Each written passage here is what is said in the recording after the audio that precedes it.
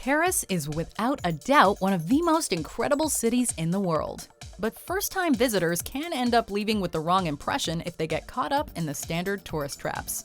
That's why we're going to show you how to spend a perfect day in the City of Lights that doesn't involve long lines. Lace up your most comfortable walking shoes, because we're going to be covering a lot of ground. Are you a fan of our videos? Be sure to subscribe to Mojo Travels and ring the bell to be notified about our latest videos. Hard as it is, we won't be focusing on food for this video, but foodies should be sure to check out our delicious video on how to eat your way through Paris. One of the reasons visiting Paris is so challenging is, and this is a good problem, because of the sheer wealth of things to do in this large metropolis. The first thing you have to know is that Paris is a city best explored on foot. Walking the historic streets, you'll undoubtedly come across many delights that won't be found in many guidebooks. If you're traveling a little further, however, it's important to become familiar with the city's metro system. There are metro spots near pretty much everything you'd want to see, and you'll be able to get around quickly because the transit system is so well developed. Now, if you've never been to Paris before, you're probably going to want to see at least some of the city's best-known attractions. But the key here is avoiding the crowds. Our recommendation if you want to visit Notre Dame Cathedral is to go first thing in the morning, before it has time to get truly packed. Grab a café au lait to fuel your morning adventures, and just a short walk away, you'll find the beautiful Île Saint-Louis, one of a duo of natural islands in the Seine. Be sure to take some time to wander around this tiny, picturesque island in the 4th arrondissement. After that, take a stroll to the Jardin du Luxembourg, which are about a half-hour's walk away. If you haven't had a full breakfast yet, this is the perfect place to sit back with a chocolatine or croissant from one of the nearby bake shops, and just watch Parisians taking their morning constitutionals or racing their sailboats in the basin. You can also marvel at the 17th century Luxembourg Palace, which presides over the park. Then it's time to hop on the metro and head over to the Marais district. This neighborhood is right in the center of the action, but is far less popular with tourists than many of the other central areas of the city. Take your time walking down the city streets, popping into tiny art galleries.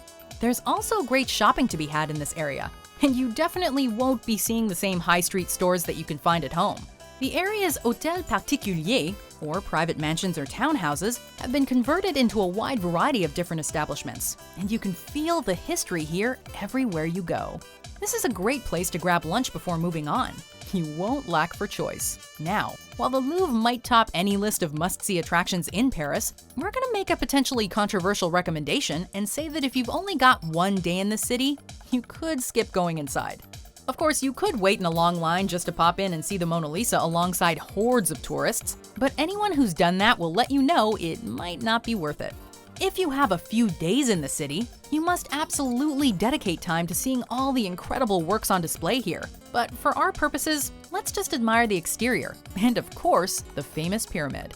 Walk just a couple of minutes to the nearby Palais Royal, which offers up an interesting and controversial juxtaposition of modern art and classic architecture with Daniel Buren's 80s art installation, Les Deux Plateaux.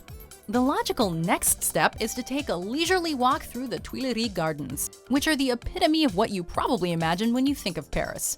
The perfectly manicured French gardens are extremely distinctive, and the vintage carnival rides that run in the warmer months will make you feel like you're in the Paris of another era.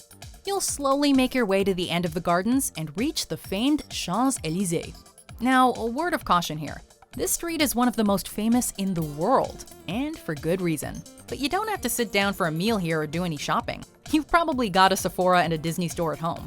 Fast food restaurants and tourist shops have overrun this once grand street. So just as you might with Times Square, it's best to make your way through quickly on your way to your next stop. Equally famous, but much more worthy of your time, is the Arc de Triomphe. Many tourists will pay and be willing to wait in line for a ride to the top of the Eiffel Tower, but far less popular is the view from the top of this monument. The thing is, you don't actually get to see the Eiffel Tower from the Eiffel Tower, but the panorama you get here is simply spectacular. And indeed, after taking one of Paris's lovely bridges across the Seine from the Arc de Triomphe, you'll find yourself at the famed Eiffel Tower, perhaps the most well-known attraction in the entire world. Instead of paying an entrance fee, we recommend you take it in from the lawns of the Champ de Mars after dark. Pick yourself up a baguette, some cheese and some wine, and enjoy Paris in the most cliché yet awesome way possible.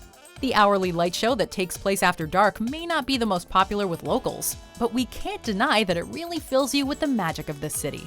Of course, 24 hours is only enough to merely scratch the surface of what Paris has to offer. Don't worry, we'll head back soon. Au revoir! Do you agree with our picks? Check out these other great clips from Mojo Travels, and be sure to subscribe and ring the bell to be notified about our latest videos.